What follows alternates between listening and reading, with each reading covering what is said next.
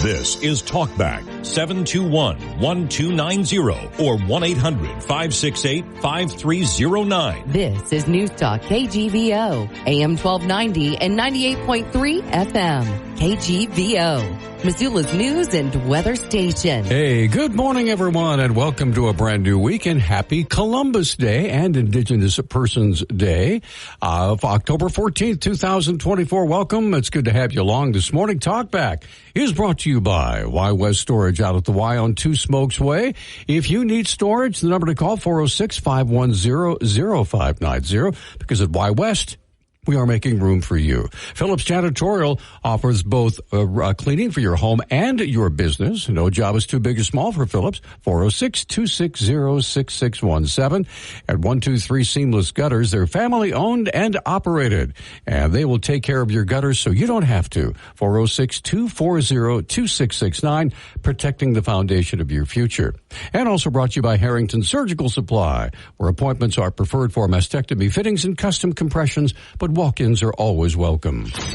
The views and opinions expressed on Talkback are not those of the staff, management, or advertisers. Okay, welcome everybody, and it may be a holiday for a lot of folks, federal employees. I think the University of Montana is off today. Is that right? Do you know, Peter? No, I don't. I mean, we have work to do, and we do the work. You know, is it a holiday or not? I don't remember. Yes, that's true. It is Columbus Day, and that's Nick Christensen over there. Good morning, Mr. Nick. Good morning. All right, and so first I want to welcome Dr. Peter Kolb, MSU Extension, and the W.A. Franke College of Forestry and Conservation at the University of Montana.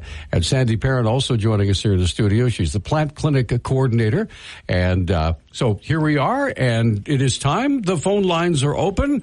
And if you have a question here, as we're going into the brand new fall season and things are changing, and I'm really glad you guys are here. It's the perfect timing for this because so let's start with gardens. Sandy, if you don't mind, what's happening in people's gardens right now? Well, you should be just about done, or if not done, harvesting, digging up, getting everything kind of cleaned up, getting it ready. So what's the last stuff to come out of the ground this time of year? Carrots and potatoes in my garden, because they're the ones I hold the longest. They store much better in the ground than they are taking them out, depending on what your storage area is. Of course, a lot of people are still dealing with winter squash and pumpkins, getting those out, getting them cured, getting them ready for storage. Sure. All right. So, Dr. Kolb, this as we run into fall here, the colors are absolutely spectacular. Is this a good fall, or is this an average fall, or have you had a chance to notice one way or the other? Are you talking about leaf color or politics? Leaf colors, yeah. Oh, no, it's a spectacular fall for leaf colors. I was just in eastern Montana along the High Line, and the aspens and the cottonwoods are all brilliant yellow.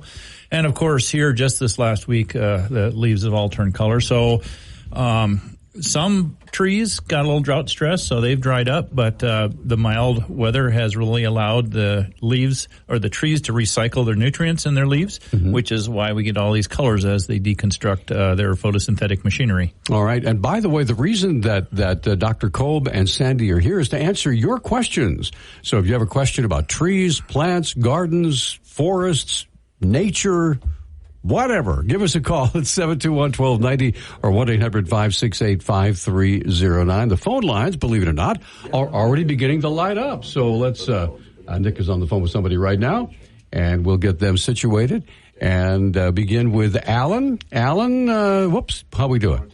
Oh, yes, it's 10 after. Sorry about that. It's Monday, so there you go. This is what happens on Mondays. I forget where I am. We're going to come right back. We'll be taking calls from Alan, and other phone lines are open at 721-1290. Back right after this.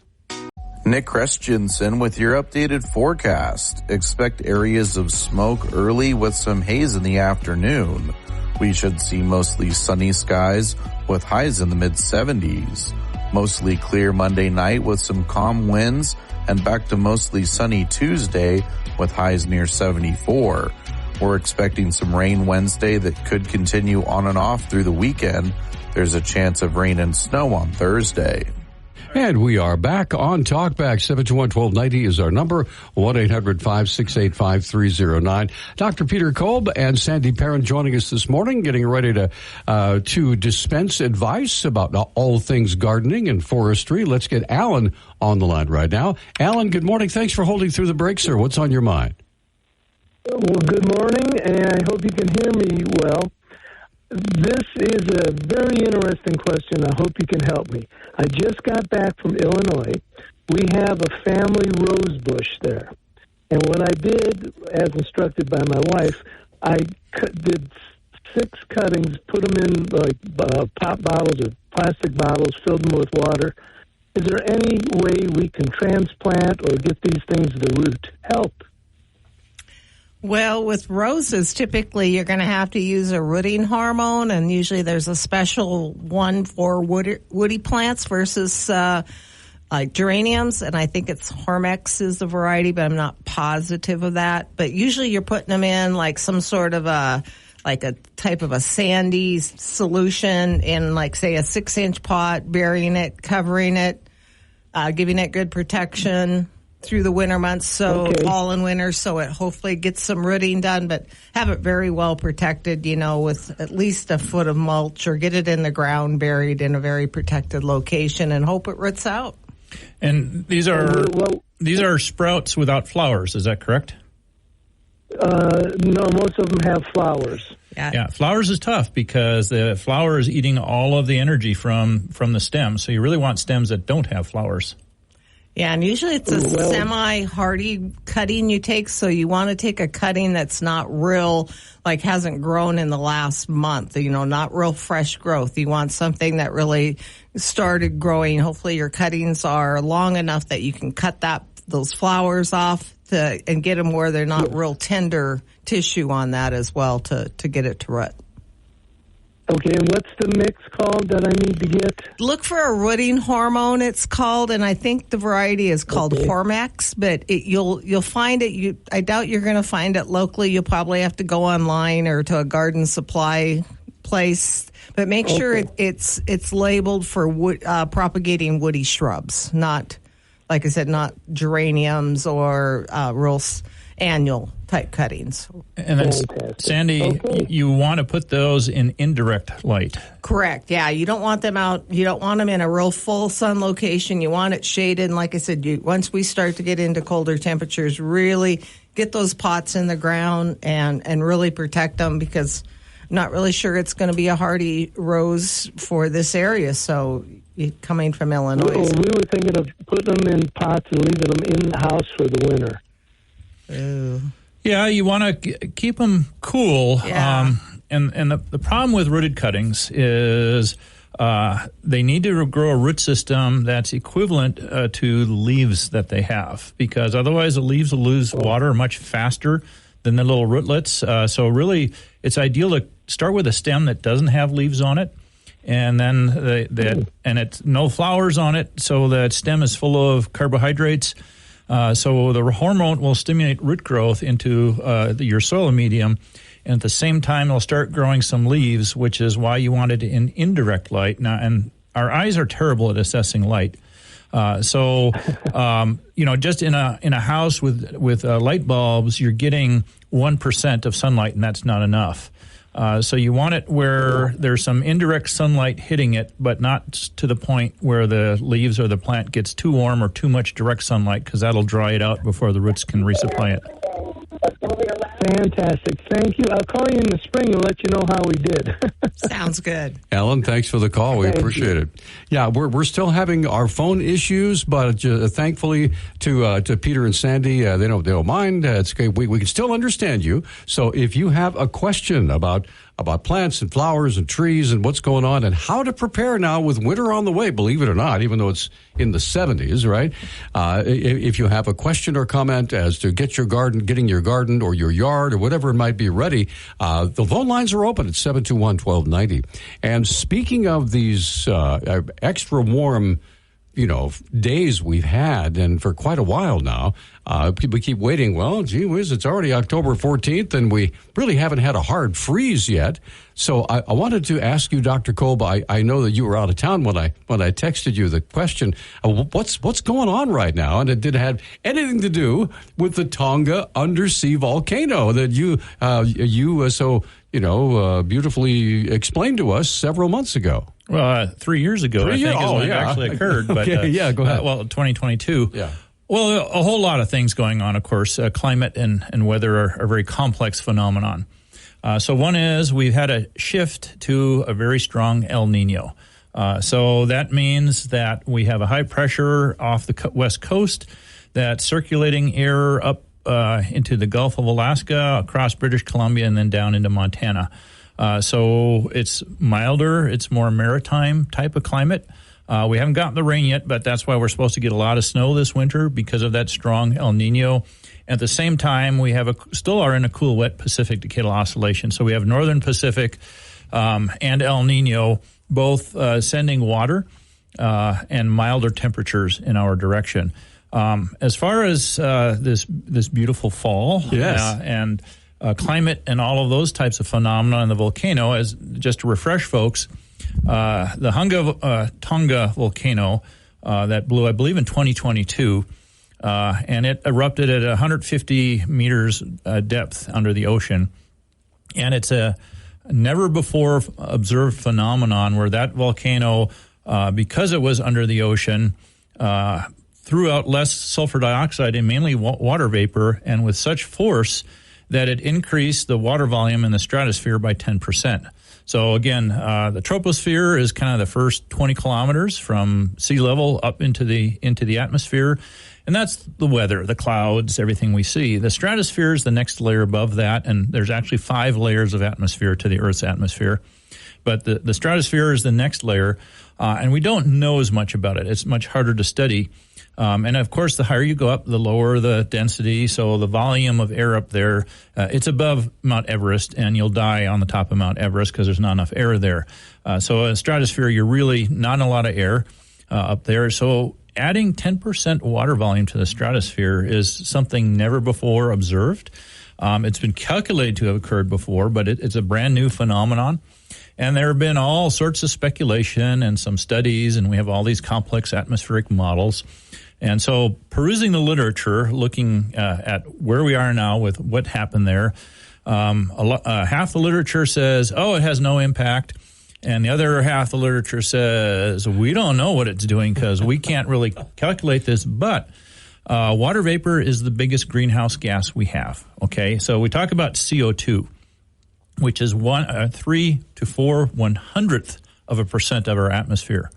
Well, water is more like 10% of our atmosphere. Okay, and water is a greenhouse gas because it absorbs shortwave and longwave radiation, and it re-radiates it back at Earth, which is why when it's cloudy out, we don't get temperature extremes. Okay, it'll either stay cold or it'll stay warmer, and it's only those clear skies when the energy can radiate back out to space when we get those real cold night temperatures and things like that.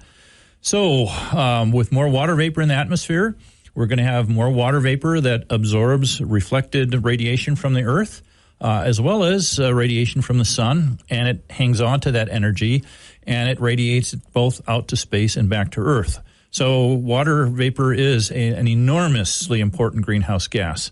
The thing is, water vapor on average stays in the atmosphere, at least the troposphere, for about 8 days before it comes back to Earth. CO2, more like 5 years, which is why CO2 is an issue. In the stratosphere, that's a whole different game. So since the volcano blew 2 to 3 years ago, only 13% of that water vapor has returned to Earth. Wow. So it's a very different phenomenon. And again, not one that's ever been observed or measured. And so you get into looking at the models and the atmospheric physicists that look at this. About half of them say, there's no real impact from it. And half of them say, no, it's a huge impact. So, as science is, it's got a complex phenomenon. So if you're looking at one part of that phenomenon, you might draw one conclusion. If you look at a different part of that phenomenon, you look at another conclusion. Though common sense tells us that when there's more water vapor in the atmosphere, it's just going to absorb more radiation, both shortwave and long wave. So shortwave is the sunlight we see. Long wave is once that shortwave, that sunlight heats the earth or pavement, it emits long wave radiation. Well, we call that heat. Okay, so when we have a thicker insulation in the atmosphere, we're going to see more heat retained. The question is, what is the balance between the heat or the shortwave energy from the sun that makes it to the surface that can heat things up versus being absorbed and reflected by that water vapor versus how much of that energy being reflected from the earth back out to space is being absorbed by that water layer and being reflected. And it's as you can guess, very complicated. Depends whether you're over a land body, a water body, how that fits in with the general air circulation in the atmosphere. So it's fair to say it's complicated and we're not sure. Though, here's the other thing. 2023 is considered... Well, hey, hang on to the other thing, because we're up against a break. I should have stopped you, but we'll get the other thing when we come back. By the way, if you have a question about plants and trees and flowers and gardens and lawns and how to get ready for winter, which is coming, by the way, give us a call. 721-1290 is our number. Our guests here in the studio, Dr. Peter Kolb and Sandy Perrin. We'll be right back. And phone lines are open, by the way. We'll be right back after this. We are back on Talkback. 721-1290 is our number. 1-800-568-5309. We're right in the middle of a scientific treatise, if you will, with Dr. Peter Kolb, talking about the Tonga undersea volcano that occurred several years ago, but is still affecting what's going on here on terra firma. Might be. Depending on who you listen to. Okay, gotcha. Okay, so it's kind of like politics, reading the literature. But, right. But I just was going to kind of follow us up with that 2023 and moving into 2024 on a global scale, and they kind of take an average of temperatures, and averages are dangerous numbers, but we've had a phenomenally warm year and a half. And the problem is that when you look at the global models, the atmospheric carbon dioxide has actually dropped a little bit in the last year and a half. So if you go after the climate change models, CO2 is tied directly to climate change and warming. So here we've had the CO2 levels drop a little bit, not a lot, but our temperatures have shown the highest bump rise in the last 30 years in this last year. So those two obviously don't correlate. They're doing exactly the opposite of what they should do. And this has led to a lot of speculation as what's going on here. Why are we seeing global temperatures rise at 1.5 degrees centigrade in the last year and a half when the supposed drivers of climate change have dropped? And that's why some scientists have come back to it must be having something to do with this phenomenon of having the Tonga volcano throw all this water vapor into the stratosphere. And it's speculation. You know, if you want scientific speculation, you're looking at the numbers and the data. And so it depends on what you read and who you read it from. I get a little chuckle out of it because all of the papers that have studied the Tonga volcano impact and looked at its correlation to climate change and don't find any, conclude their statement that CO2 is still the driver of climate change. I mean, that's not what the paper was about. But, you know, it's like people need to reinsert that, just because things aren't going the way the models predict doesn't mean that the models are wrong. You know, so, anyways, and the bottom line is, you know, we're dealing with incredibly complex phenomenon. It's not just CO2. It's not just a water vapor from a volcano. We know that volcanoes affect weather and short-term climate. That's well documented. But then there's cosmic radiation, the sun being in a super active phase. You know, what about all these solar ejections that come in our direction? You know, the solar flares, that's a lot of energy. And, you know, when they measure that directly, the solar flares actually are mostly deflected by our magnetosphere. So there's not a real strong cause and effect with solar flares and climate change, though other physicists have looked at it and they find that these solar flares, even though they're deflected, compress our magnetosphere. So the magnetosphere is this electric energy that the Earth puts out by rotating and having a metal core that rotates. It creates, if you will, like Star Trek, a shield around the Earth. It does. It holds our atmosphere intact. So Mars doesn't have one, and has 1/10 the atmosphere of the Earth. It does, because it doesn't have that. So a lot of things coming from the sun and space in general that hit the Earth are deflected by this big magnetic field that our rotating iron core puts out. Well, if you're following that literature, our magnetosphere is weakening. So the North Pole has been moving at like 150 kilometers a year. Wow. Which is also unheard of. I mean, it does that from time to time. And so there are some that are predicting that our poles might flip. And it's just not an overnight thing. It's a general weakening of the North Pole. So you end up with multiple poles all at once and a weakening of the magnetosphere, which then allows more solar energy and more cosmic radiation to affect the Earth. So there's all of these different things going on at the same time, and they all have an impact, and trying to make heads or tails of it is very, very difficult. And there will be a test at the end of the semester. Thank you for that explanation. It's great. It's good to hear that. So we're going to come right back. We have Alex waiting online to visit with you with Dr. Peter Kolb and Sandy Perrin.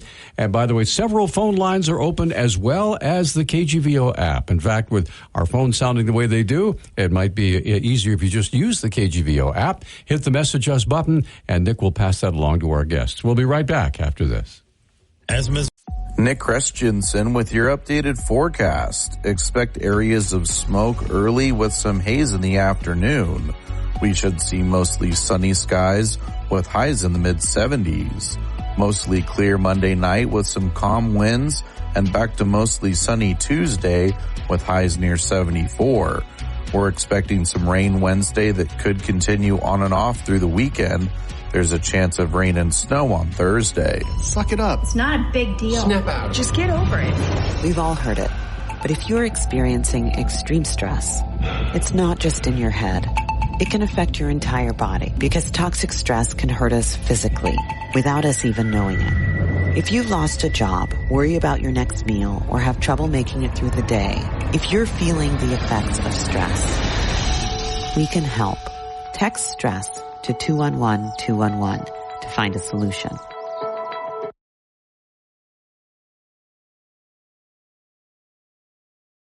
Sorry, just talking with our guests. We want you folks to talk with our guests. There we go. 721-1290 is our number.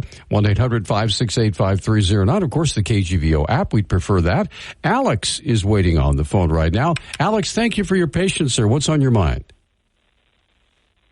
Well, since we're talking about climate change and greenhouse gases, so I had a question for our guest. So the biggest change in Earth climate,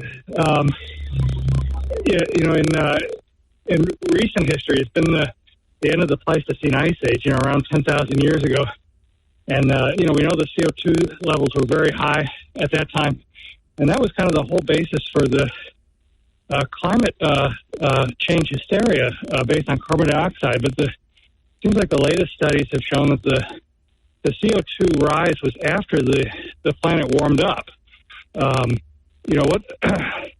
So it seems like the temperature was driving that big change in CO2.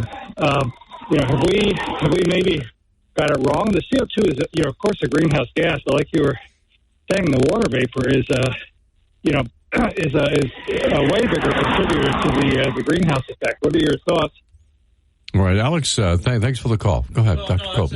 It's a great question, and it's certainly one that's been debated a lot. It's kind of the chicken and the egg effect. Did the CO2 rise first, which caused climate change, or did the climate get warmer, which caused more plant respiration, decomposition, which releases CO2, which then elicited the CO2 increase? Though, according again to the literature, we're at the highest CO2 levels in the atmosphere of like the last million years or so, but you are correct. There is the resolution of the historic data and the fossil data isn't high enough to tell whether or not CO2 increased before the climate warmed or after the climate warmed. And clearly it's a feedback mechanism. CO2 might go up a little bit, which causes a warmer climate, which causes more respiration, more decomposition, which increases more CO2, which in turn feeds back and causes a gradual warming temperature. And in the current theories of climate change, that's the runaway climate change effect. And they call it the tipping point when you get to the point of no return, where that increase of CO2 causes permafrost to melt, which causes all that stored organic matter in the Arctic to decompose, which then puts this massive bubble of CO2 into the atmosphere. So it's a great question. I don't think that there's a very clear answer if you really dig into the literature on that. I think the scientific consensus says that CO2 is driving this, but I'm a little skeptical about consensus because it's, the vocal are the consensus, but it's a great question and not one that I can really provide an answer to, except that there's different viewpoints on it, and the data sets show both sides of that discussion. All right, Sandra, do you want to jump in? Okay. Come on. Jeff is waiting. Jeff, good morning. Thanks for holding. You're on with Dr. Kolb and Sandy. Go ahead, please.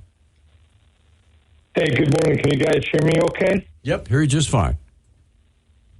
Okay.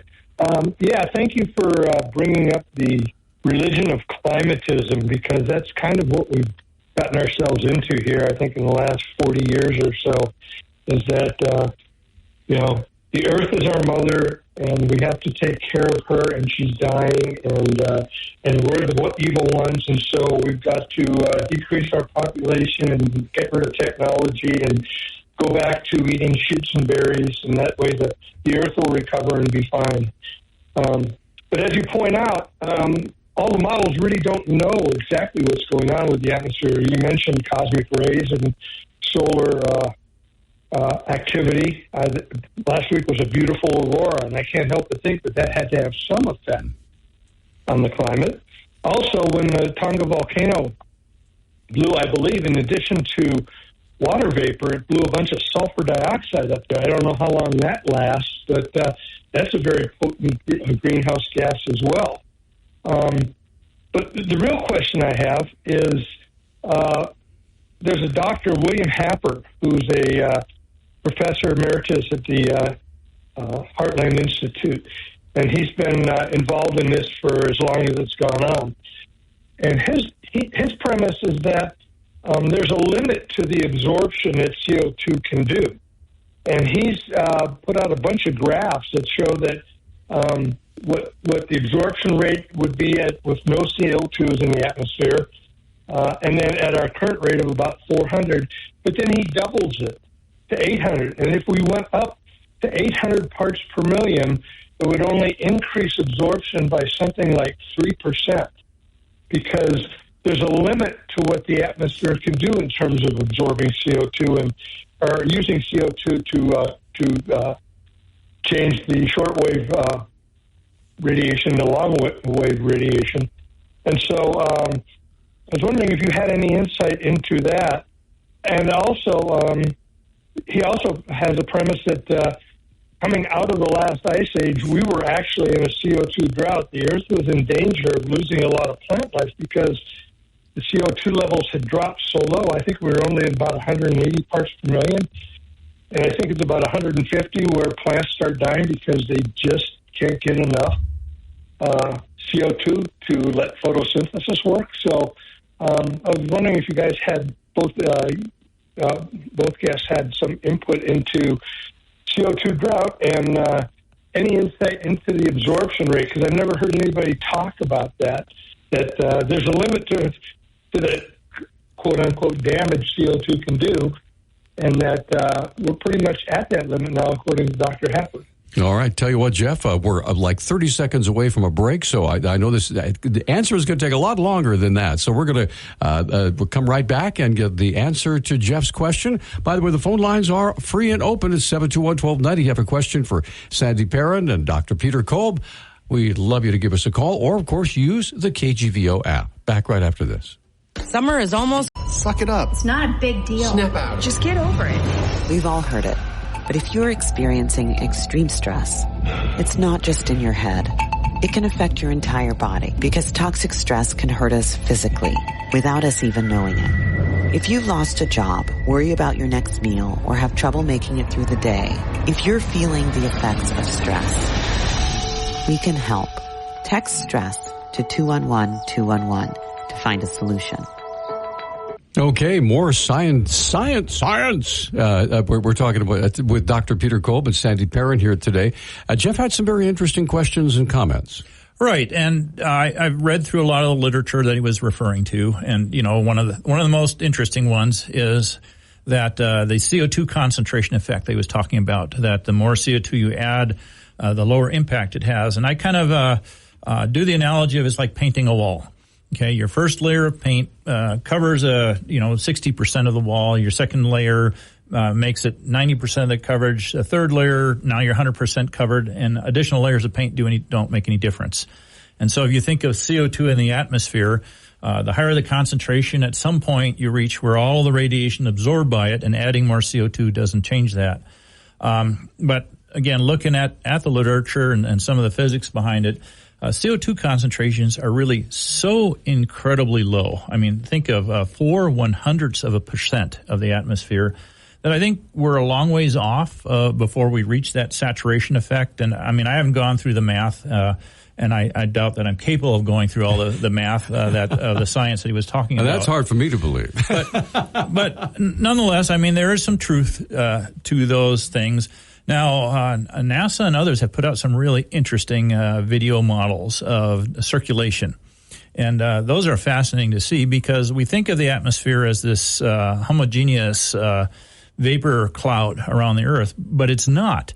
So the models they've shown is using different reflectivity. They look at where CO2 is emitted, which, by the way, is the big cities, are just these big smoking volcanoes of greenhouse gases, right. A lot of people and a lot of CO2 emissions. And those then spin and circulate around the Earth a bit, just like a volcanic ash plume will. So, we have cool spots and we have hot spots, and, we talk about thermal islands, which are the cities of CO2 emission. So there's a tremendous variability. And, another analogy would put a drop of food coloring into a pot of water that you're applying heat to. You'll see the swirlies, and it takes a long time before it's completely mixed together. And that's some of the stuff that they're looking at, and some of the stuff that's incredibly difficult to model. Now, with regard to effect on plants, CO2 levels, there have been a lot of studies that have looked at elevated CO2 levels and decreased CO2 levels. And interesting enough, we see an immediate effect when we change CO2 levels. But plants are enormously adaptable. So they absorb carbon dioxide through little pores in their leaves called stomates. And when you're in a CO2-deprived environment, they produce more stomates. And when you're in a CO2 surplus environment, so we've had all these studies with elevated CO2, and the initial reports said, this is going to be great because plants are going to grow so much better. But within 1 or 2 generations, plants adapt and they produce fewer stomates because they're kind of right at where they need to be for photosynthesis. They're adapting. And so if CO2 increases, you might see an initial pulse, but there's a cost for that extra CO2. You need more water. You need more nitrogen. You need all of these other different things. And the plants are going to grow to their lowest common denominator. What is their limiting factor for growth? And CO2 usually isn't it. It's something else.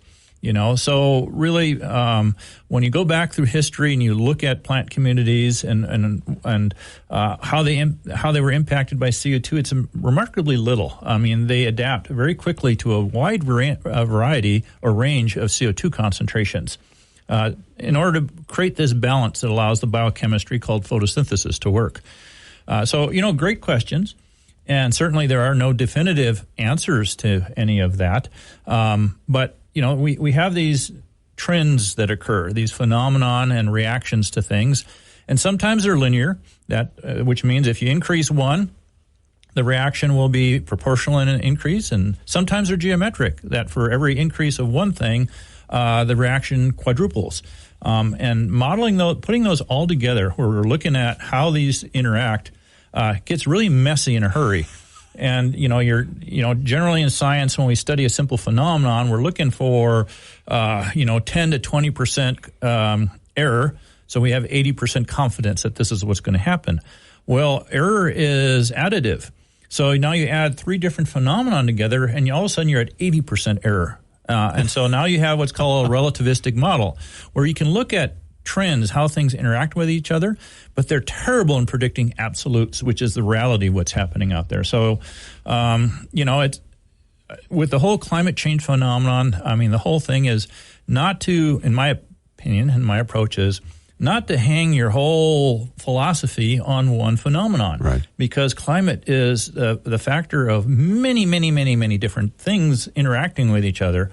And, we're not even close to really understanding how all of those things interact, which is why all of our climate change models that were considered so accurate, one, have been wrong, and the trend has been correct. We have been slowly warming.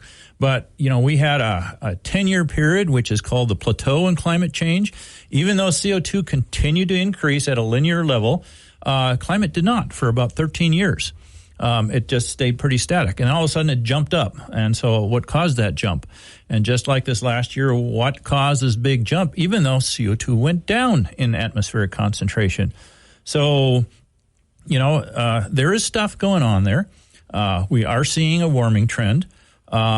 But what is causing it is far from certain at this point in time. Though I might say tongue-in-cheek, probably if the politicians would shut up a little bit, there'd be a lot less hot air out there.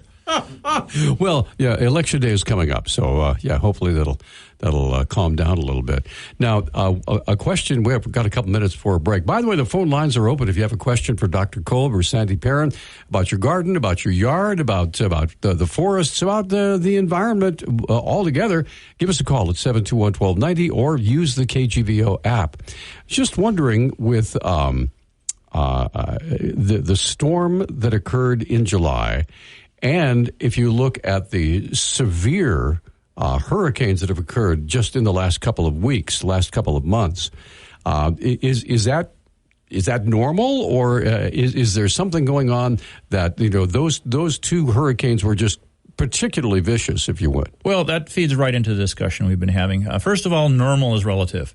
Are you looking at the last year, the last 10 years, the last 100 years, the last 1,000 years? Okay. If you're looking at the last 1,000 years, yeah, it's normal. It's right in that range of variability. But this last year, we're talking about more energy being in the atmosphere. So there's a tremendous jump in warming that occurred in the last 2 years. Okay. So where that plays into all of this stuff is, again, that pot of boiling water. The more energy you add to a system, the more that energy will be expended. So we had hot bubbles of air mixing with cold bubbles of air, and we got more violent behavior right where those two met. So the more violent storms are directly relatable to the warmer weather we've had. These bubbles of hot air that we've had, and like always, bubbles of cold air. And so the actions is always where they mix. And so, the windstorms we've had. Think about that windstorm that hit Missoula. That came at the culmination of 3 weeks of abnormally hot weather. Okay, so that heat added to the atmosphere put all that energy in the atmosphere. And when a front came across and that super energized air mass mixed with the lower energy air mass, we got violent mixing right where those two occurred. So they are directly correlated with these temperature changes. And same thing, with cold air bubbles. So, and again, and going back to why is Hurricane Alley where it is in Kansas and Oklahoma? It's where high energy Gulf of Mexico air. Tornado Alley. Yeah, tornado. Thank you. It's where that high energy, hot, humid air from the Gulf of Mexico mixes with continental air right across that portion of the United States. That's why consistently that's Tornado Alley. And so this should not be a surprise. All right, we're going to come right back. Phone lines are open. If you have a question or comment for Dr. Kolb or Sandy Perrin, please give us a call. They'll be here till 10 o'clock this morning answering your questions. So write them down, give us a call, or you can use the KGVO app, and we'll be happy to share those with our guests as well. We're coming right back after this. Don't you just back. Again, our guests here in the studio, Sandy Perrin, Plant Clinic Coordinator for Missoula County Extension, and also Dr. Peter Kolb, Missoula MSU Extension, and the W.A. Franke College of Forestry and Conservation at UM. Answering your questions today, Julie is waiting. Julie, good morning, and thanks for calling Talkback. What's on your mind? Good morning. Thank you for being on. I have a question about the Idaho side of the mountains because there's a lot of damage over there. And I went up there yesterday, and the old cedars are falling again, and our storms haven't been that violent. So I was wondering, watching the angle of all the rocks and all that, are the plates moving as well? As in tectonic plates? Yes. Well, they're always moving, but at a very, very slow rate. So I certainly haven't seen any studies that have looked at any vegetation implications due to that. I mean, I think if we're talking tens of thousands of years, you might see some impacts there, but I have not seen anything that shows that the tectonic plate movement is such that we have anything to worry about, other than, of course, our usual places like the San Andreas Fault and things like that. And, those are earthquakes and tremors and things like that. I'm not aware of any short-term, and by short-term I mean 30-year, 100-year impacts on vegetation due to those. But yeah, an intriguing question. Okay, so then what explains these old growth trees going down? Because it didn't happen just here. I have friends in the Carolinas, and it happened there too. Well, this might be a politically incorrect analogy, but if you look at the percentage of death rates in a nursing home or, versus a general population, you're going to see a vast difference there. And so when you're talking old growth stands, trees do die of old age, and old trees are much more susceptible to drought, to insects, to weather changes, just because they're kind of in their senior years. They don't have the vigor to respond to injuries and damages. They already have pre-existing conditions that have slowly worn away at their physiology. Most of them are rotten in the center. The root systems are being attacked constantly by root diseases and things like that. Some of these extreme events are beneficial to insect pests. So, this fallacy that old growth forests last forever is just that. It's a fallacy. And that's why in forestry, we want a landscape that has young trees, middle-aged trees, old trees, and multiple species, because they all have their different physiologies, their different adaptabilities. And, a younger tree, say a 4-foot-tall ponderosa pine, you can run over it with a tractor and it'll come back and grow back, and 10 years later, you won't have noticed it.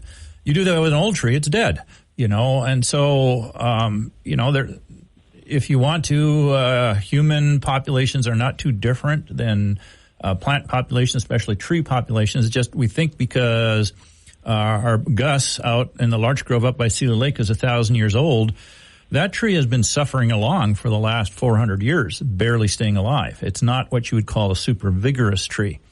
And so many of our old growth stands, by definition, are kind of just hanging on. I mean, so their growth rates are marginal, which is why their growth rings are almost microscopic.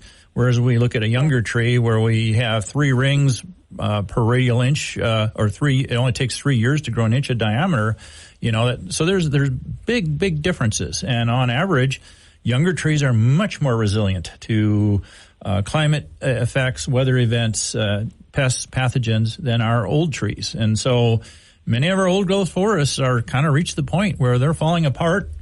And historically, the fuel buildup, they would burn and they would start over again. And of course, fires are a weather-related phenomenon too. So when we're in a drought, we have more area burn. So I don't know that answer. Go ahead. Excuse me. So a few thousand years going forward, they will complete the cycle and have a new stand. Yes. Not even a few thousand. I'd say in the next 100 years, we're going to see a lot of these Montana old growth stands completely fall apart. And then with all that fuel, they're set up to burn. And that allows a mineral seed bed for new trees to move in. And through management, we can prolong their lives because we're giving each individual old tree a little bit more of what it needs, more water, more soil nutrients, maybe a little more sunlight. We do too much, it opens up too much, and wind will blow them over. So it's a very fine balance between how to manage something, and that's why we do have the science of forestry to try and figure out how we can do what keeps these trees alive, because we want to keep trees growing, but also when is it appropriate to remove trees. Okay, I have one more question. Well, I'll tell you what, Julie, we are up against our hard break here. What I'm going to do is, if you don't mind, we're going to put you on hold and have you come back after the top of the hour. Is that going to be okay, or do you want to call back? I'll call back, okay, because I'm making breakfast. Sounds good. Thank All you right. so much. We're going to come right back. Yeah. And Sandy, again, our guest here in the studio, Sandy Perrin, and, of course, Dr. Peter Kolb. The phone lines are open, as is the KGVO app. If you have an app question, you can just use the KGVO app and the Message Us button to ask questions of our guests. So we'll be back right after the top of the hour.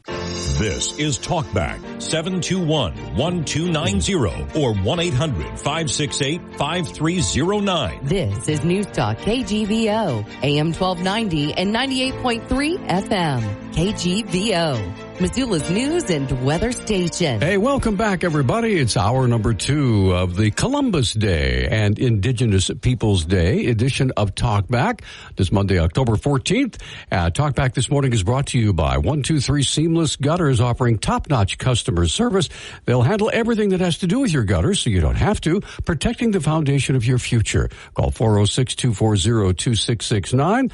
Y West Storage is out of the Y on Two Smokes Way. I'll bet they have a storage unit for you. Find out at 406-510-0590, because at Y West they are making room for you. Phillips Janitorial offers both residential and commercial cleaning with their powerful steam extraction method. So give them a call today, 406-260-6617, and by Harrington Surgical Supply, where their mission always remains the same, to restore confidence and comfort into your daily life. The views and opinions expressed on Talkback are not those of the staff, management, or advertisers. We are back on Talkback, and I'm Peter Christian, of course. That is Mr. Nick Christensen over there. Good morning, Mr. Nick, taking your phone calls.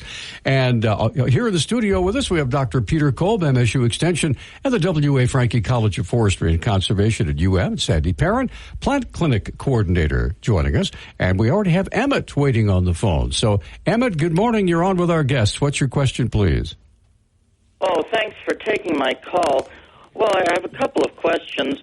One, it's about the climate. It's about the weather we're having in Missoula, because I can't remember an October that has been so warm. Have you guys ever remembered an October so warm and sunny and with a lot of warmth? Because I'm still gardening. I'm still weeding. I'm still enjoying my garden in the back, and yet it's October. It's October the 14th. Normally, it's supposed to snow and rain, and I've never seen a weather pattern like this, maybe in 1987. That's my first question. May I ask a whimsical question? This kind of may seem a lot of fun, but it's about starlings. We have starlings out here. They chatter a lot.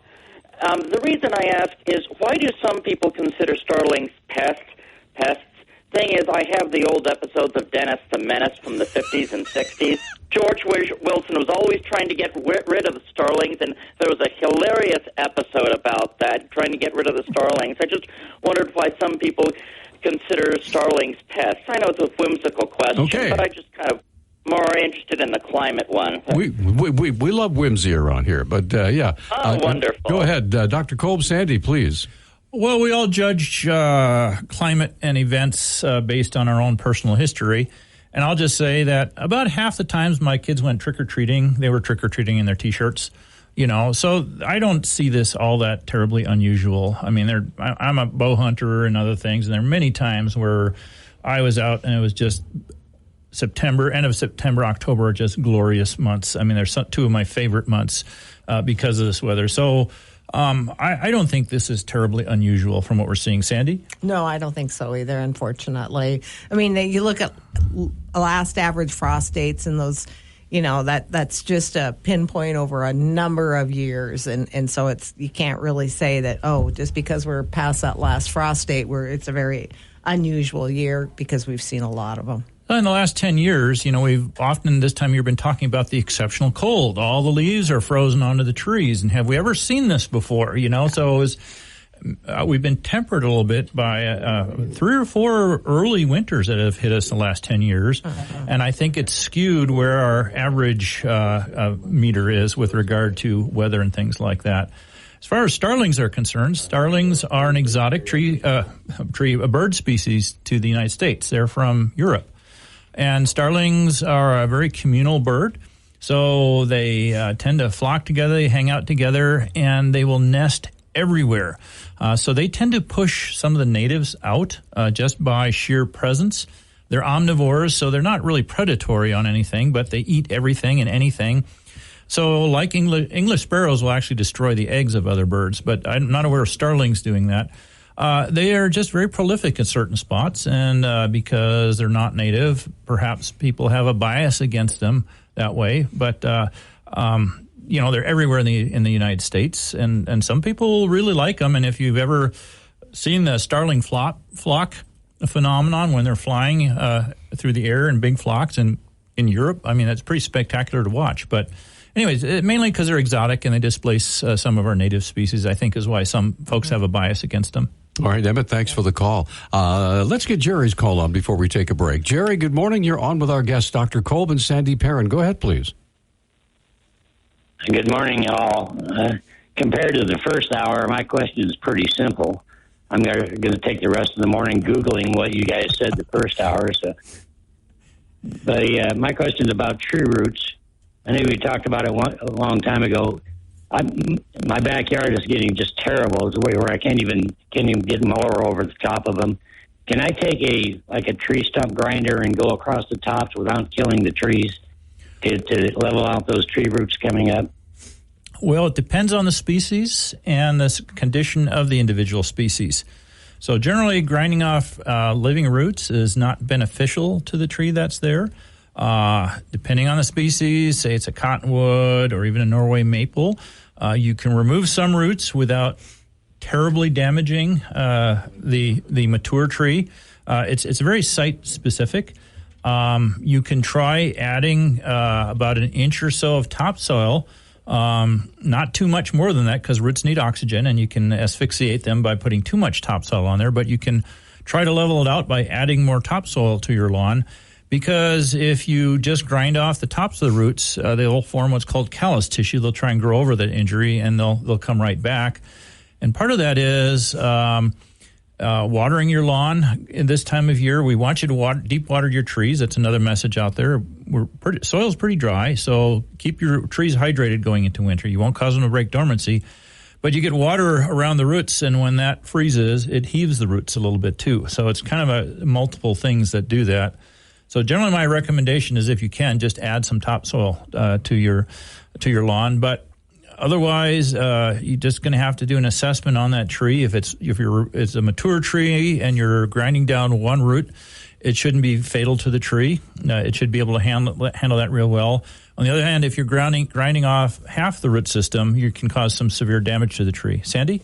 Yeah, that's exactly right. It's always a problem in yards because they do get where the lawn has absorbed a lot of the water, so the roots are more toward the surface. So deep watering really is the key to trying to keep roots going deeper into the soil. But after the fact, it's hard to remedy that easily. They're all about 10 years old, so. Okay, I'll try the adding the topsoil thing. Thank you very much. Jerry, thanks for the call. We're going to come right back. We have Wingnut waiting with a question as well. And all of our other phone lines are open. As you notice, it's sounding a little funny. We're working on that, but that's why we would appreciate it if it'd be more convenient for you to use the KGVO app. And you can download that from the App Store, and we'll be happy to pass those messages along to our guests. We'll be back right after this. Call 123. Nick Christensen with your updated forecast. Expect areas of smoke early with some haze in the afternoon. We should see mostly sunny skies with highs in the mid-70s. Mostly clear Monday night with some calm winds, and back to mostly sunny Tuesday with highs near 74. We're expecting some rain Wednesday that could continue on and off through the weekend. There's a chance of rain and snow on Thursday. We are back. This is Talk Back. Just real quick, we talked about deep watering your trees. How often, how much, what's the proper procedure? Good deep watering right now. I mean, we are dry. I think they're like 2.5 inches low, and a lot of folks have had their irrigation systems blown out. Right. So if you're on a drip system, those those are done. So you do need to definitely, depends on your soil depth. Where I am, I don't have a lot of soil. So I've been deep watering about every 10 to 12 days. And I would say getting ready for winter, we want our soil wet because the frost will not go as deep. And we want trees going into winter well hydrated because they do lose moisture, especially when we get Chinook events in the winter. And if they're hydrated, they'll be fine. If they're not, you'll get what we call winter burn, where they just freeze dry too much. Right. So it is going to depend on the size of your tree, the kind of soil you have, whether it's gravelly or sandy or clay or silty loamy. First, dig a hole, see how dry your soil is. And then per average, I would say 4 to 8 hours soaker hose on the drip line right underneath the canopy of the tree should get your soil nice and wet. Great. All right, let's get right to the phone and say good morning to Mr. Wingnut. Mr. Nutt, you're on with Peter and Sandy. Go ahead. Well, good morning. I have a couple questions, and I'll rattle them off and then get off the phone so I can listen. The first one is kind of a two-part question. I'm getting a primer on pruning some trees I have. And, the trees, some of the fruit trees like my apricot tree and crabapple, last winter's cold snap killed parts of it, and so I have some dead branches, and so a primer on how to prune my fruit trees back to try to help them recover. And the second part of the pruning question is, I have some elm that I've replanted from some suckers or sprouts, or from suckers, and it has one of them has a double top. And if I should cut off one of those, split tops and let the apical dominance of the other one take over and grow, or if it's going to end up eventually splitting if I keep both those tops there. And then the second question I had is, last week, I believe it was, we had a best of show, and for the second time I had to listen to our friend Jeff say that aspen trees are a weed species. So I'm hoping to get some enlightenment on just how wonderful aspen trees are, especially here in the northern Rockies. Okay. That's my two questions. There you go. Thanks for the call. Go ahead, please. Well, dead limbs can be pruned at any time. So if you had dead limbs in your fruit trees, they can go at any point in time. Some species, like some of the stone fruits, we actually say it's better to prune those because they are so prevalent to diseases more toward right before they're going to bud out and bloom. Apple trees, a lot of times because they go dormant and don't have as much winter concerns, can certainly be pruned, through the winter months at any time before bud break. Yeah, so fruit trees we want to prune usually in March before they break dormancy. And part of that is we want that pruning cut to heal as soon as possible in the spring. When they start putting out leaves, they go under, the only time the sap is under positive pressure and you don't get air embolisms or pockets and dead tissue in them as much.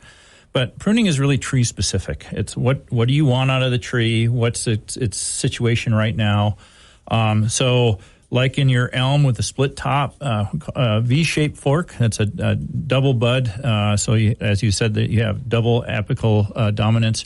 Would actually recommend that you prune out one of those. The split forks on Siberian elms, silver maples can become problems over time, and especially if it's a young, small tree, it's going to develop multiple split tops on it. It's just the nature of the tree.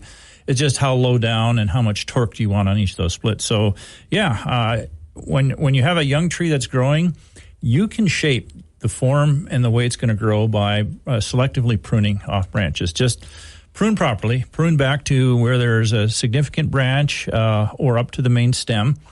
Don't leave stobs or, coat hangers, as we call them, on there because those tend to die back and not grow so well. But I have a couple pruning guides on my webpage. So just Google MSU Extension Forestry, Montana State Extension Forestry, not Mississippi State. And there's I have a couple of pruning guides on there. One of them on Peter Christian's flowering hawthorn tree out there as well. So that kind of give you some guidelines on where to go. Regarding aspen, well, weed is something you don't want. So if you have a lot of aspens and they root sucker quite well, that's part of their reproductive strategy, and you don't want them, I can see where they might annoy you a little bit. They're not that hard to kill with a little bit of herbicide on them. They're very sensitive to that, but aspen is a native species. It's very clean growing. It has a few disease issues here and there, but it's a great tree to grow, particularly in partially dry sites. It's not a fire hazard in any way.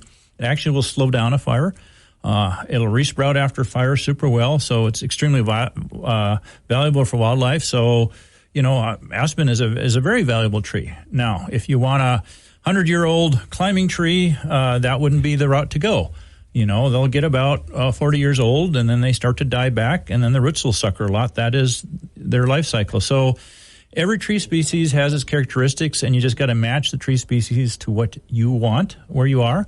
In a wildland system, aspen are incredibly valuable. We try to do a lot of work to regenerate and propagate aspen on the landscape just because it is so valuable for wildlife. It's one of the few species that actually helps build soil. Most conifers actually destroy soil by their acidic needles. And again, it's one person's like is another person's dislike. The trick is to match the plant to what you want off your landscape. We're going to come right back, and we have Ed waiting. Also, we have an app question. We're going to pass that along to our guests as well.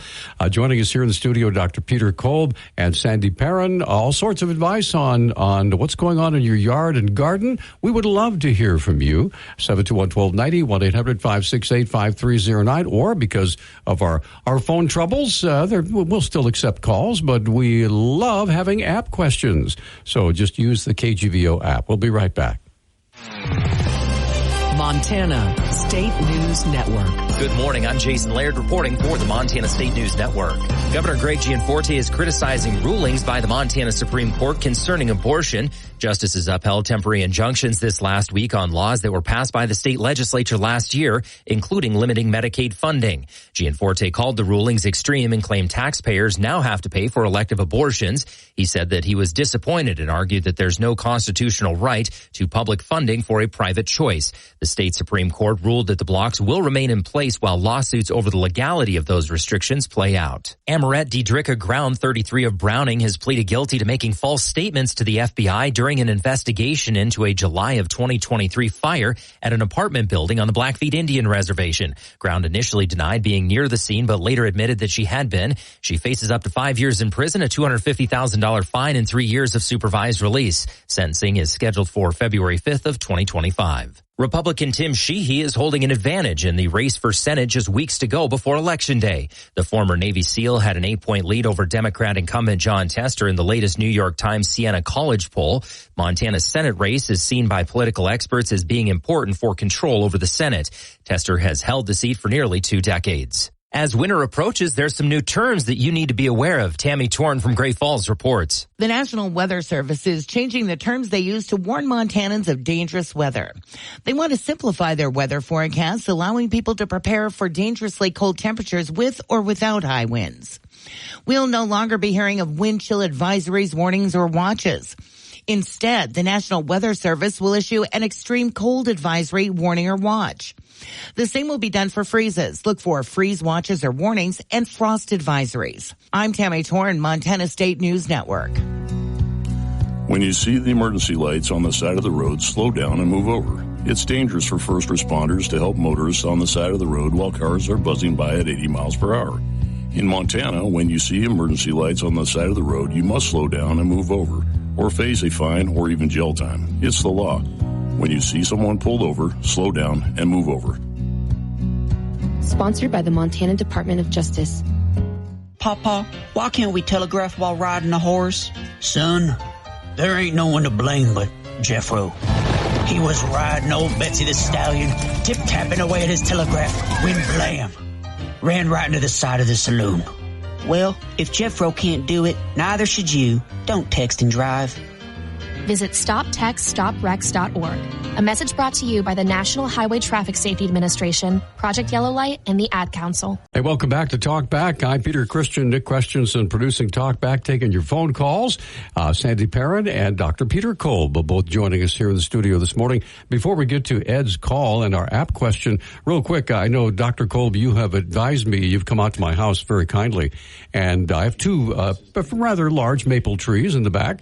When we planted them, they're about, 6 feet, just like most people when they get their maple trees. And I made the mistake of putting one of those lovely tree borders around it, to make it look nice.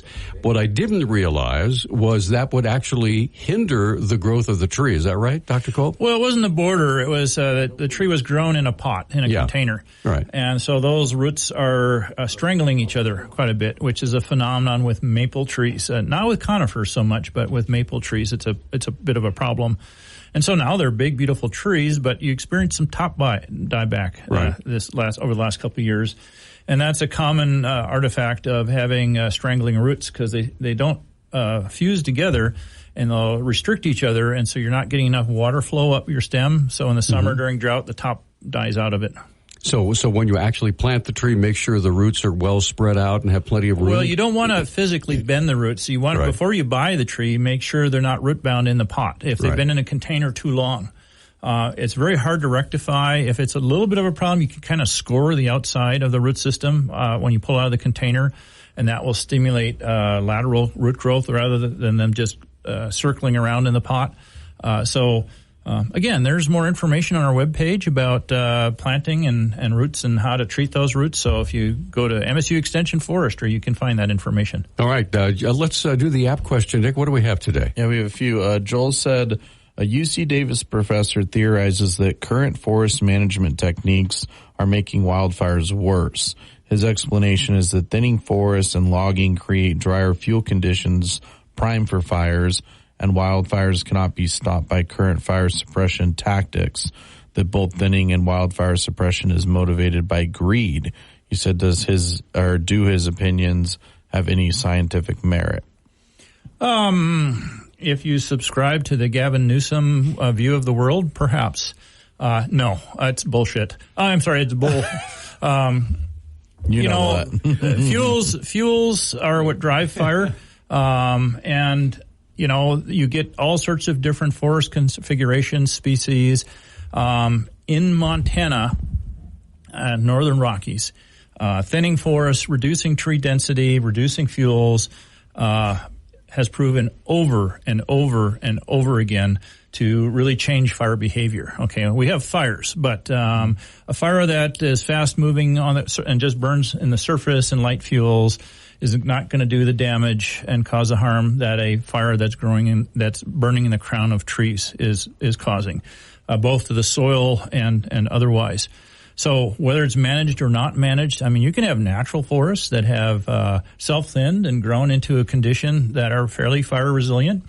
You can have managed forests that are the same. On average, the managed forests that have been managed for fire resilience are much more resilient to the negative impacts associated with wildfire than wild forests are. Now, California is a whole different ballgame because they have a lot of brush species, manzanita and ceanothus and things like that. So if you thin your forest, you might get more flammable brush species in there. But California has done such a poor job in managing their fuels because they're regulated to death. Any forest manager that wants to do something in California has to go through this permitting process that's expensive. And just an example, my brother owns 60 acres down there, and he wanted to do some thinning in his forest. He was quoted $10,000 to get a written plan before he could do anything to harvest maybe $2,000 worth of trees. So what did he do? Nothing, because who's going to take an $8,000 hit, So, California, Mediterranean climate, things grow fast. They haven't done any kind of management in their Sierras. They've shut down their industry. They had bark beetle outbreaks, so their fuel loading is incredible down there. And for someone to make a statement like that is irresponsible. I mean, it's totally irresponsible because fuels management is site-specific. It depends on the vegetation you have there. It depends on the history, what your fire risk is on the site, what your fire weather is like, many, many factors. So it's not just a simple, wild forests are good, managed forests are bad type of scenario. Okay, with that, we're going to take a break. We're going to come back. We have more app questions. We also have Ed and Julie waiting very patiently. Dr. Peter Kolb joining us here in the studio this morning, along with Sandy Perrin, back right after this. Who's your daddy? Need to replace your Social Security card? In most states, you can request one online with a My Social Security account. A My Social Security account gives you secure access to your personal earnings history and benefit status. You can also get a proof of income letter, estimate and apply for benefits, and more. Save time. Go online. Open a My Social Security account at ssa.gov/myaccount. Social Security. Securing today and tomorrow. Produced at U.S. taxpayer expense. Okay, we are back on Talkback, and I'm Peter Christian, by the way. That's Mr. Nick Questionson over there taking your phone calls. Sandy Perrin and Dr. Peter Kolb both joining us here in the studio. We have another app question before we get our callers. Go ahead. Yeah, Barb said, should I feed my trees and bushes with 10-10-10 this fall or wait until spring? I like to wait till spring. Because for one thing, you're wasting nutrients that do leach out of the soil, primarily nitrogen. So there's no need to waste it this fall. Put it on in the spring, right as growth begins. So my rule of thumb for trees are no nitrogen in the fall. Nitrogen stimulates growth. Now, phosphorus and potassium, that would be fine. But as Sandy said, I would concur, you're going to lose a lot through leaching. But nitrogen can cause trees to break dormancy, which we don't want them to do this time of year. So my rule of thumb is only fertilize your trees in the spring after they have budded out. Because if you fertilize too early in the spring, you can cause them to break dormancy too early as well. Wow. Good to know. All right, so let's get some calls in. We have Ed has been waiting the longest. Good morning, Ed. How are you? What's on your mind? Real good. First, Dr. Kolb, sometime could you talk about arson in the big scheme of things, and if it's increasing or not, whatever, but what is the effect of arson in this day? But I really want to talk about a maple we planted about 10 years ago. It has a base diameter of around 10 inches, something like that. And we weren't here during the wind event, but it snapped it in half. Didn't pull it over at the roots, but it snapped it in half. And some neighbors got rid of it, cleaned it up and everything, and we kind of like the shape. It looks kind of interesting. So the leaves were green and everything all summer, but usually it would turn nice and yellow and orangish during the fall. But this year, the leaves just turned brown and fell off.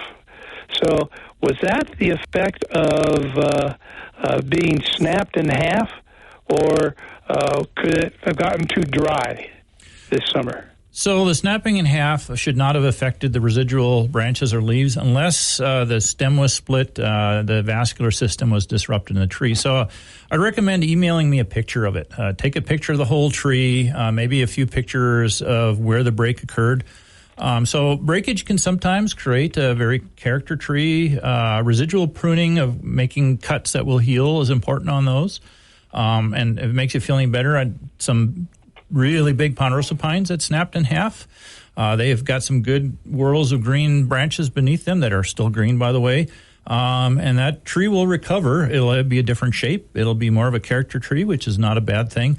So really it depends on what the structural integrity of your tree is, what its regrowth potential is.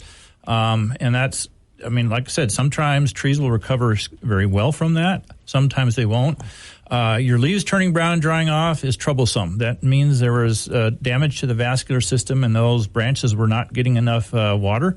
So that might be an issue. Really, every individual situation is kind of unique. So I really got to see a picture of it to get give you an estimate of what I think its potential is. And springtime will be the indication of what happens this spring, right? Right. You might get some sprouting occurring, some suckering, depending. If it's a Norway maple, they sucker rather well. If it's a sugar maple, maybe less so.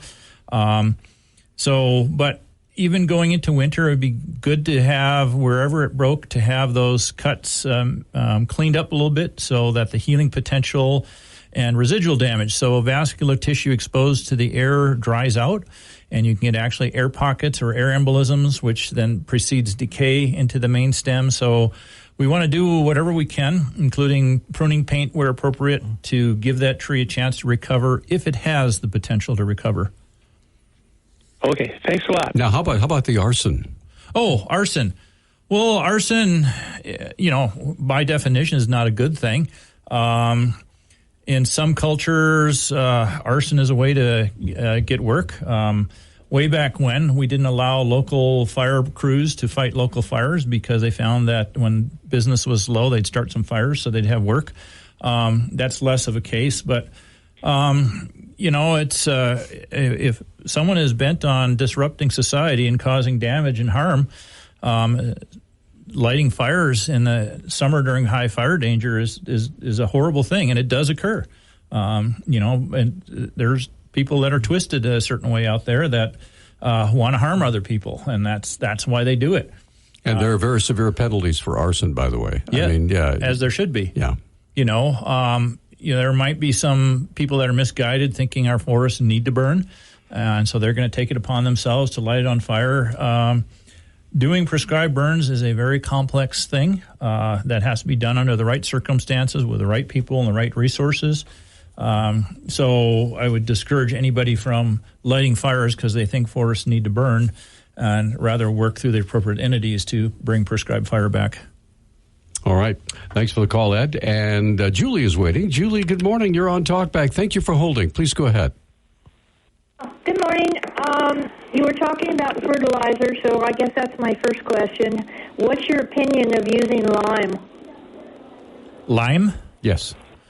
Well, if you have a super acidic soil, that can be a good soil amendment, but first get a soil test and find out what your soil pH is.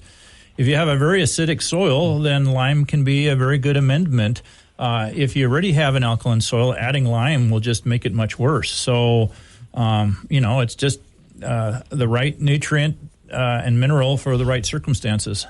Sandy? Yeah, definitely. We tend to be more alkaline here, so it'd be very surprising that you would need lime. It'd be a very definite, interesting pocket. Well, and that's the case. There are a few exceptions. So lilacs like alkaline soils a little bit. So if your lilacs are kind of yellowish and not growing really well, lime is often a useful amendment to help them to grow better.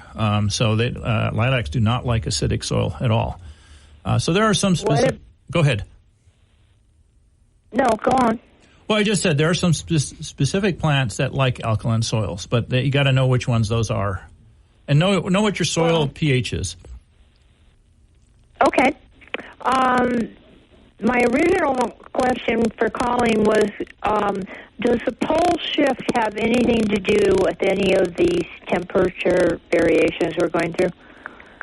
Well, there are some physicists who theorize it does, because as our poles weaken, our magnetosphere allows more energy into the atmosphere.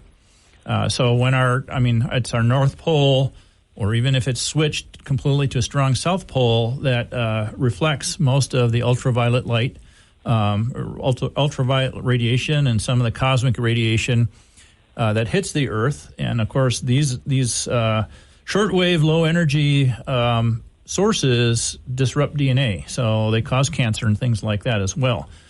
So there are those that theorize our weakening poles are having an impact on our climate. It's anything from an exact, predictable science at this point in time, but there are some theories out there about that. Do they know where they think we are in this process? How long it takes? Well, we're, I think, about 5,000 years overdue for a polar shift. From the literature I read, it said it could be anywhere sometime in the next 50,000 years, if that narrows it down at all. Oh, that helps, yes. And I have one question about geology, if anybody can direct me. I'm looking at finding a book that talks about the old rock formations all around Montana and Idaho.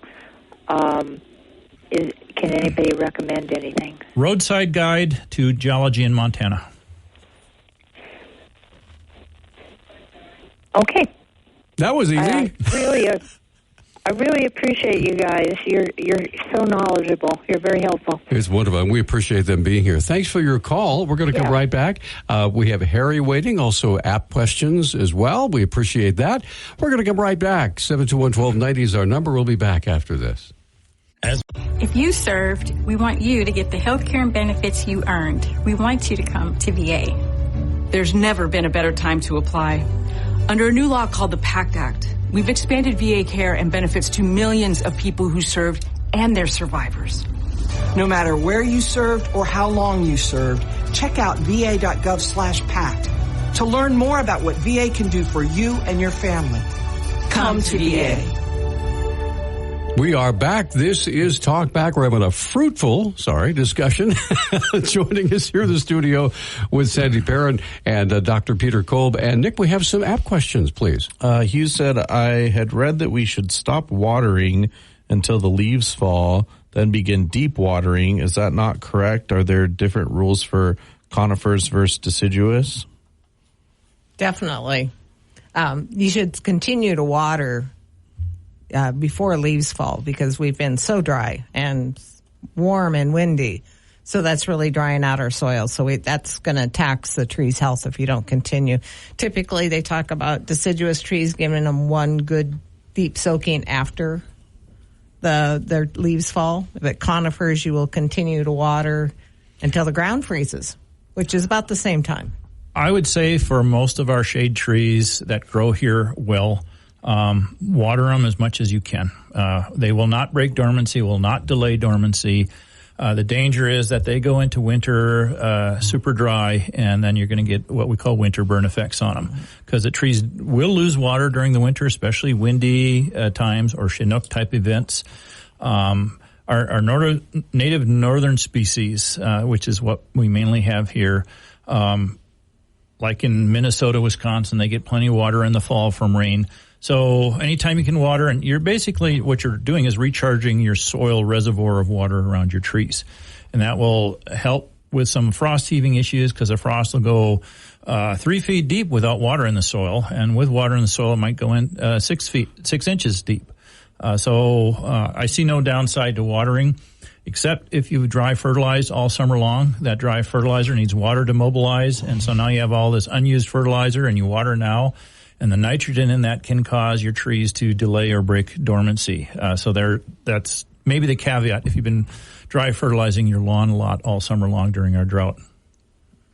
All right, let's get another call in. Harry is waiting. Harry, good morning. Thanks for holding. You're on Talkback. Yeah, good morning, folks. I got a question for Peter. I'm out collecting firewood, and I'm looking at a tree that is standing, but is obviously dead, but it still has red needles. Is that tree, would that be wet or dry enough to actually use for firewood, or because I don't want, and also just if it's too green, too much moisture, they're just too heavy and too much pain in the rear end to work with. Well, you got to be careful. So cutting a live tree, which means it has one branch that still has needles on it, is illegal. You're only allowed to kill or cut down a tree that's totally dead. Even if it's going to die, keep an eye on it, get it next year. So larch is dropping its needles right now, and it can be really tricky this time of year because it can still be alive with just a few live branches, and the wood is going to be wet, so it's not very good firewood. So red needles on Doug fir, ponderosa pine, that means the tree's dead. Usually the wood's still awfully wet. If it still has red needles, it means it died very recently. So I'd say the needles have to be off for a year for the stem to dry enough to be decent firewood. For two reasons. One, it won't burn, and two, you're carrying a lot of extra weight in your vehicle if the wood is wet. You know that because you have to pick those rounds up. So I don't know. Does that answer your question? Yeah. I had windfall in my yard, and I cut it up I figured I'd split it. It's still green, but I'd split it and let it dry. But oh my gosh, that's a lot of work. I mean, then just splitting them, you use one wedge, two wedges, then you got to come underneath and split it again just to get the darn thing. Yeah, you answered my question. Thank you. But I'd be careful. So some wood splits easier green. Ponderosa pine actually splits easier green than dry. And some wood splits easier dry. Douglas fir splits really well when it's dry. If you're cutting any elm trees, those are best split when they're green, because when they dry out, they're really hard to split. So I heat with wood, so I cut a lot of wood and have become a connoisseur of firewood, so to speak. But I hear you. I mean, so a lot of our ponderosa pines that got blown over in the July storm, I cut up immediately, stacked them as firewood. They're now dry enough to burn. So the sooner you stack them, get the sunlight on them, the air movement on them, the better. All right, thank you. All right, Harry, thanks for the call. Now, in lieu of calls, we had Morgan Valiant on the show last week with the Parks Department, talking about the phrase he uses, we're going to be pulling the Band-Aid off on bringing down some of these really bad storm-damaged trees.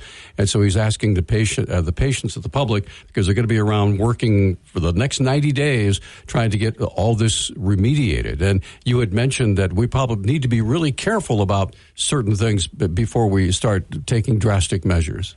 Well, this gets to be a really emotional issue. If you have a tree in your yard that's been very valuable to you for a variety of reasons. Sure. And some of them lost big limbs, but they are patchable, they are prunable. And primarily they're talking about boulevard trees that actually, Right. And, Missoula has a history of trees back in the 60s, they routinely topped trees, which didn't always. There are rare moments where topping or reduction cutting is an important practice and a valuable one, but routinely it's not good. So we have a lot of compromised trees that now they grew back sprouts, their original cuts decayed out, the stem is decayed. Those failed in the storm, as they usually do, and those are the ones that need to come out. There are some that are perfectly sound that lost a solid branch. With a big gaping wound on it now, those trees can recover, and there needs to be sensitivity on both sides, because trees can be very personal, emotional things to a person in their yard. They have a lot to do. I mean, we have so much storm damage in Missoula, and many, many trees that are actually hazard trees because they're going to fail, and they want to make headway so they can plant new trees that'll be healthy and thrifty on there. So, but they're not tone deaf. So if there's the possibility that the tree can recover and be a sound, healthy tree, they'll listen to you, and you just need to talk to them and come up with a good solution. They'll give you, they'll tell you why they're going to take it out. Sure, and they are trained arborists, so that's an important thing to remember. I mean, it's not just willy-nilly, we don't like that one, we like that one. So. Right, well, they have a job to do, and, they're really trying to reduce the number of hazard trees, because I'd venture a guess that about 80% of the trees that failed that weren't spruce trees, big, tall spruce trees, shallow root systems, those are the biggest culprits. And their risk can be reduced off of them by taking the top out of them. They get a little rounder and bushier, but I've got 30-some years of evidence that those trees will come back and do well and not become a hazard tree. But on the other hand, we have a lot of Norway maples, any kind of cottonwood that has any kind of big branch taken out of it should be removed, because they don't heal from those kinds of injuries. I mean, they'll grow back, but they'll get really bad decay and become hazard trees. So they do have a rubric they use to determine what's a tree that needs to be removed, and it's the ones that are on the line. Do we take it or not? And so you really got to think about, is it better for them to take it out and start a new tree this spring, or you let it suffer long for another 10 years and then do it? So like I said, there's some room in there. You bet. We're going to come right back. By the way, our phone lines are open. If you have a question or a comment for Dr. Peter Kolb and Sandy Perrin, they'll hear for another 8 minutes or so. I'd love to take your phone calls, or you can send in your message via our app. You can do that at the KGVO app, which you can get from the App Store, and hit the Message Us button, and we will pass those messages along. We're coming right back in 1 minute. Welcome back, everybody. The final segment of our time together with Dr. Peter Kolb and Sandy Perrin. So, all right, let's wrap things up in lieu of calls or messages from our app. So, what are your thoughts, Sandy? We'll start with you, and we're heading into it's a glorious fall right now, and of course, winter's coming. What should we have done if we haven't done it yet in our gardens? Well, it's a great time to plant garlic. So, there's still some garlic available out there. You can get that in the ground very easily for the next season. So a lot of great varieties. That's really wonderful to do. Tidying up, just getting rid of some of that vegetation, get rid of the seed heads. If you've got weed issues, get rid of those annual weeds, get the seed heads out of the garden. Start looking ahead to maybe what you want to do for the next season. Are there preparations that we should be? Maybe we just had our garden. This is our first year, and so are there some things we need to do to really be careful of to make sure that next year we'll have a more successful garden? Well, that's a lot of is that unwanted vegetation, getting rid of, like I said, the weed seeds, things like that plagued you this year. Mm-hmm. Cleaning that up. Is if you had any disease issues. I had a bad white rot issue in my squash and a lot of annual flowers. And so I had to make sure I really started cleaning up all the vegetation, getting rid of any inoculant if there was that problem in your garden for the next season. Nick, we have an app question. Yeah, they said, why not use strong vinegar for emergent instead of herbicides? And they said better for the soil, for the soil health. Well, vinegar is just a burn back, so it depends on what you're trying to accomplish. If you're trying to get something that's a noxious or obnoxious species down to kill the roots, that is why we're professing herbicide versus vinegar, because vinegar won't attain that. It's a desiccant. It's just going to desiccate the top growth. Well, no, you'll get a little acidification in the soil under it too, but and don't really see that as a viable noxious weed control. So, but Sandy, I like to add compost in the fall to my garden because those microbes work all winter underneath the snow, and so by next spring, that compost will be another phase. What do you think about that? That's great, as long as we haven't done it for 20 years. That was one of the things that I've came up against a lot of gardeners bringing in their soil test or getting soil tests done, that they've either rototilled manures or leaves into their garden every year and then wondered why they weren't getting enough nutrients and their garden hadn't been producing. So as long as you know that you're going to add something beyond that, or it's something that you've done every 3 to 4 years, maybe not every year, depending on the condition of your soil. Well, so there's a difference between rototilling raw organic matter versus compost. Correct. So the raw organic matter is going to require nutrients to break down, and it might not be fully broken down in the spring when you want to plant in it. Yeah. So, okay. You might want to explain that for those of us who are neophytes here, between biodegradable and what you had just mentioned. Well, it's all biodegradable, but there's, raw vegetative material, and then there's composted material. Yeah, so like you're saying, it's the raw composted material is going to take energy to break down. So that's using nutrients in your soil to break down. And then if you don't add nutrients in the spring, you're going to be nutrient deficient. And especially in nitrogen, things won't grow well. And, why compost, manures, all of that have a degree of nitrogen in them, but it's depending on the process to break all that down. Yeah, so if you're composting pine needles, pine needles are very depleted in nitrogen. Right. So there's different levels of compost, and good compost has been in a compost pile and breaking down for at least 2 to 3 years before it's truly considered compost. So because raw plant material often has a carbon to nitrogen ratio of 2 to 400 to 1, and really for it to be beneficial to the soil, you need it's the word I'm looking at, a cellulose to nitrogen ratio of maybe like 10 to 1. And that's why it needs to break down first to get to that ratio. Let's get some contact information for both of you. Dr. Kolb. Best is I have a webpage, MSU Extension Forestry, for information. Otherwise, you can email at peter.kolb@umt.edu. That's the best way to go. Emails don't go away. Just can't take phone calls all the time. Sure. Sandy. So I'm definitely, can call my number at work is 258-4213, area code 406. We do have a brand new website that you can message me through as well. What is it? It's at MissoulaEduPlace.org. Same address, but with just a little bit better design and a little bit better contact features. Okay, go ahead. So I just want to put in a plug for this Friday. We're going to have Lisa in from 9 till 10. Great. And I kind of became friends with Lisa. She called in and asked me questions about about plants, and I visited her yard and her garden, got to know her a little bit. Lisa grew up in Germany and was about 8 years old when World War II ended, and then immigrated to the United States. So she has an absolutely fascinating story to tell, both of experience of war, what she experienced, and then immigrating to the United States, what it took for her to get here and survive. Can't wait for that. Nick, what's coming up on tomorrow's fabulous show, sir? Open phones the first half hour, then Jennifer Fielder, who's running for the PSC, she'll be on from 8:30 to 9.